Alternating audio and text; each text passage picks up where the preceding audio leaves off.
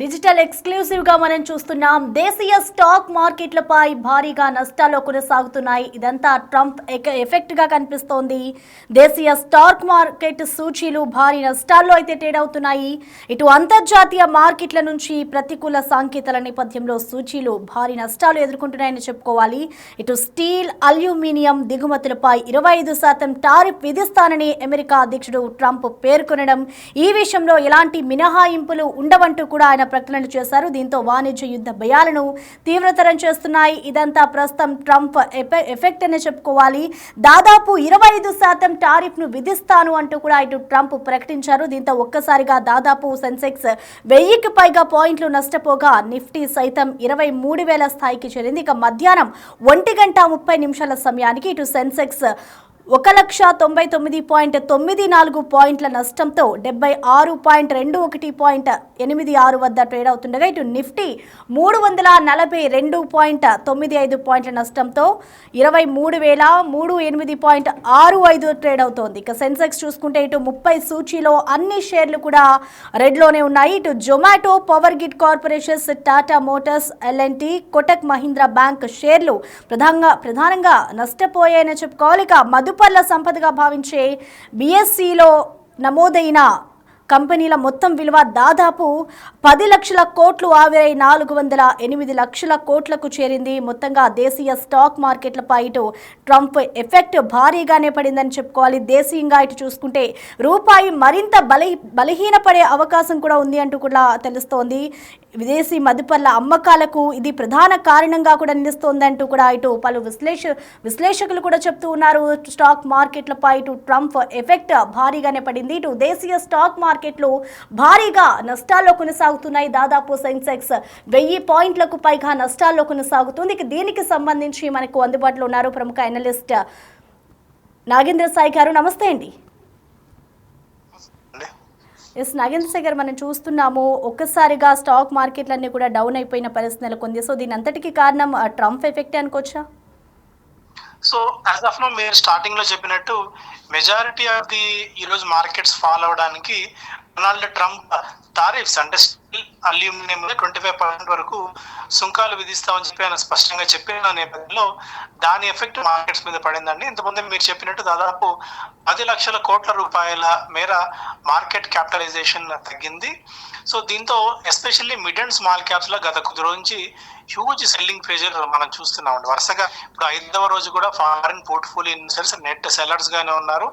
మధ్యలో ఒక్కసారి గతంలో అటు మెక్సికో అండ్ కెనడా మీద టారిఫ్స్ విధిస్తామని చెప్పి ఒక 2-3 డేస్ గేట్ తర్వాత మళ్ళీ వాటిని నిలుపుదల చేస్తున్నామని చెప్పి ఆయన చెప్పినప్పుడు కొద్దిగా మళ్ళీ మన మార్కెట్స్ లో వాళ్ళు బయింగ్ అయితే చేశారు ఫారిన్ పోర్ట్ఫోలియో ఇన్వెస్టర్స్. ఇప్పుడు మళ్ళీ ప్రధానంగా ఎందుకంటే అటు యుఎస్ మన కంట్రీస్ అంటే ఎస్పెషల్లీ ఏషియన్ కంట్రీస్ నుంచి మెజారిటీ ఆఫ్ ది స్టీల్ ని అల్యూమినియం దిగుమతి చేసుకుంటుంది. అండ్ అల్యూమినియం మేజర్ అవసరం కూడా. సో అల్యూమినియం స్టీల్ ని ఎక్కువగా దిగుమతి చేసుకున్నప్పుడు దాని మీద అదనపు సుంకాలు విధిస్తే దేశీయంగా అనేక కంపెనీస్ కి అనేక ఎకానమీస్ కి కూడా ఇబ్బంది అవుతుంది. ఎందుకంటే one of the major economy మనం విదేశాలకు ఎగుమతి చేస్తే దేశాలతో పోలిస్తే. సో దీని ఎఫెక్ట్ కూడా పడింది. అండ్ దీనికి తోడు మనం వడ్డీ రేట్లు తగ్గించినప్పటికీ కూడా పెద్దగా మార్కెట్ దాన్ని ఏమైంత పాజిటివ్ గా తీసుకోలేదు. ఎందుకంటే 25 బేసిస్ పాయింట్స్ 5% మీరు వడ్డీ రేట్లు తగ్గించిన తరుణంలో. సో మరికొద్ది కాలం పాటు మనం పదే అనేక సందర్భాల్లో బిగ్ టీవీతో కూడా మాట్లాడినప్పుడు చెప్పుకున్నాం. ఈ ఫైనాన్షియల్ ఇయర్ ఎండింగ్ వరకు మనం మేజర్ గా మనీ కమిట్ చేసేందుకు అంటే భారీగా డబ్బులు ఇన్వెస్ట్ చేసేందుకు ఇది రైట్ టైం అయితే కాదు. సో ఎందుకంటే రూపాయి క్రమంగా పతనం అవుతోంది. ఫారిన్ పోర్ట్ఫోలియో ఇన్వెస్టర్స్ సెల్లర్స్ గా ఉన్నారు. మన మార్కెట్స్ అంటే మన ఎకానమీ కూడా లాస్ట్ ఒక 4 to 6 క్వార్టర్స్ నుంచి కొద్దిగా వీక్ గానే పర్ఫామ్ చేస్తూ వస్తుంది. ఇవన్నీ అనేక నెగిటివ్ ఫ్యాక్టర్స్ ఉన్న తరుణంలో బెటర్ ఇన్వెస్టర్స్ భారీ ఎదురు డబ్బులు ఇప్పుడు మార్కెట్స్ లో ఇన్వెస్ట్ చేసేందుకు this is not the right time అని చెప్తానండి. నాగేంద్ర సాయి గారు, చూసుకుంటే ఇప్పుడు ఇదే నష్టాల్లో ఈ ట్రేడ్ ఎప్పటి వరకు కొనసాగుతుంది అనుకోవచ్చు? ఒకవేళ ఇలాగే నష్టాల్లో కొనసాగితే స్టాక్ మార్కెట్స్ ఫ్యూచర్లో ఎలా ఉంటాయి అనుకోవచ్చండి? సో మొన్న బడ్జెట్ దాదాపు 1,00,000 కోట్ల రూపాయల వరకు ఐటీ అంటే ఐటీ ఇన్కమ్ ట్యాక్స్ రిబేట్స్ ఇస్తూ, లేదంటే ఇన్కమ్ ట్యాక్స్ లో 12 లక్షల రూపాయల వరకు పరిమితిని చేస్తూ ఏదైతే ప్రభుత్వం మొన్న ఒక భారీ ప్రకటన చేసిందో, అంటే నెక్స్ట్ ఫైనాన్షియల్ ఇయర్ నుంచి అది అమల్లోకి వస్తుంది. సో దీనివల్ల కన్సంప్షన్ ప్యాటర్న్, కన్సంప్షన్ థీమ్స్ బాగా పెరుగుతాయి. జనాల చేతుల్లోకి 1,00,000 కోట్ల రూపాయలకు పైగా డబ్బులు వస్తాయి కాబట్టి అవన్నీ మళ్ళీ ఎకానమీలోకి వచ్చి మల్టిప్లైయర్ ఎఫెక్ట్ అవుతుంది అని చెప్పి ప్రభుత్వం భావించింది. ఎందుకంటే ఇప్పుడు ఇన్ఫ్లేషన్ విపరీతంగా పెరిగి జనాల చేతిలో డబ్బులు లేవు, డబ్బులు పెద్దగా ఖర్చు చేయడానికి కూడా జనాలు అంత సిద్ధపడట్లేదు. ఈ ఫ్యాక్టర్స్ అంటే ఎఫ్ఎంసీజీ కంపెనీస్ రిజల్ట్స్ చూసుకున్నా, ఆటోమొబైల్, 2 వీలర్ 4 వీలర్ వచ్చే ప్రతి నెల వచ్చే నంబర్స్ చూసుకున్నా సరే జనాలు కొద్దిగా డబ్బులు ఖర్చు చేయడానికి వెనకాడుతున్నారు అనేది ఒక సంకేతంగా మనం చెప్పుకోవచ్చు. దీనితో ఆర్టిఫిషియల్ ఇంటెలిజెన్స్ తరుణంలో విపరీతంగా పెద్ద ఎత్తున ఐటీ జాబ్స్ కూడా పోతున్నాయి. అంటే యుఎస్ నుంచి H1B వీసా థ్రెట్ ఒకటి ఉంది. ఇవన్నిటి బేరీజ్ వేసుకుంటే ఇప్పటికిప్పుడు మార్కెట్స్ అంత అద్భుతమైన పర్ఫార్మెన్స్ ని చేసే అవకాశాలు అయితే లేవు. ఎందుకంటే మెజారిటీ అన్ని నెగిటివ్ ఫ్యాక్టర్స్ అయితే మనకు కళ్ళ ముందు కనిపిస్తున్నాయి. పెద్ద న్యూస్ ఫ్లో కూడా లేదు. అంటే మార్కెట్స్ ని డ్రైవ్ చేయడానికి ఏదో ఒక న్యూస్ కావాలి. ఇప్పుడు ప్రెసెంట్ ఎవరైతే కొంతమంది మ్యూచువల్ ఫండ్స్ కానివ్వచ్చు, అదే మార్కెట్లో షేర్స్ కానివ్వచ్చు, ఇలా తీసుకుంటూ ఉంటారు. సో ఇది రైట్ టైం అనుకోవచ్చా అలాంటి వారికి? సో మ్యూచువల్ ఫండ్స్ విషయానికి వచ్చినట్టయితే వేరండి. మ్యూచువల్ ఫండ్స్ లో ఎవరైతే సిస్టమాటిక్ ఇన్వెస్ట్మెంట్ ప్లాన్ ద్వారా ఇన్వెస్ట్ చేస్తున్నారో వాళ్ళు ఇలాంటి డిప్స్ ని, ఇలాంటి కరెక్షన్స్ ని ఖచ్చితంగా ఒక మంచి ఆపర్చునిటీగా వినియోగించుకోండి.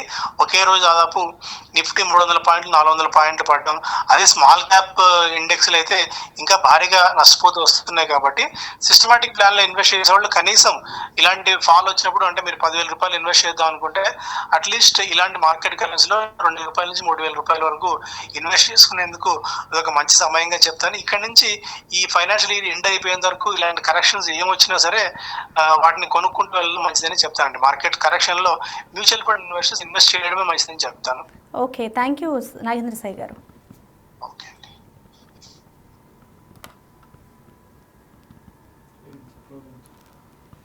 ఇక దేశీయ స్టాక్ మార్కెట్ సూచీలైతే భారీ నష్టాల్లో కొనసాగుతున్నాయి. దాదాపు సెన్సెక్స్ 1000 పాయింట్లకు పైగా నష్టాల్లో అయితే ట్రేడ్ అవుతోంది. ఇటు ఈ స్టాక్ మార్కెట్లపై ఇటు ట్రంప్ ఎఫెక్ట్ భారీగానే పడిందని చెప్పాలి. దాదాపు ఇటు నిన్న 25% టారిఫ్ విధిస్తానంటూ కూడా ఇటు ట్రంప్ ప్రకటన ఇచ్చారు. ప్రకటన అనంతరం కూడా ఒక్కసారిగా ఇటు స్టాక్ మార్కెట్లు అయితే డౌన్లో నడుస్తున్న పరిస్థితి నెలకొంది. సెన్సెక్స్ దాదాపు 1000కి పైగా పాయింట్లు నష్టపోగా ఇటు నిఫ్టీ సైతం 23,000 స్థాయికి జరిగింది. ఇటు స్టీల్, అల్యూమినియంపై టారిఫ్ విధించడంతోనే రానున్న 2 రోజుల్లో తమపై ఇంకా సుంకాలు వేస్తా ఉన్న వారిపై కూడా ప్రతికూల సుంకాలు విధిస్తానంటూ ట్రంప్ చేస్తున్న వ్యాఖ్యలే ఇప్పుడు వాణిజ్య భయాలను పెంచుతుందనే చెప్పుకోవాలి. మొత్తానికి స్టాక్ మార్కెట్లపై ఇటు ట్రంప్ ఎఫెక్ట్ భారీగానే పడిందని చెప్పాలి.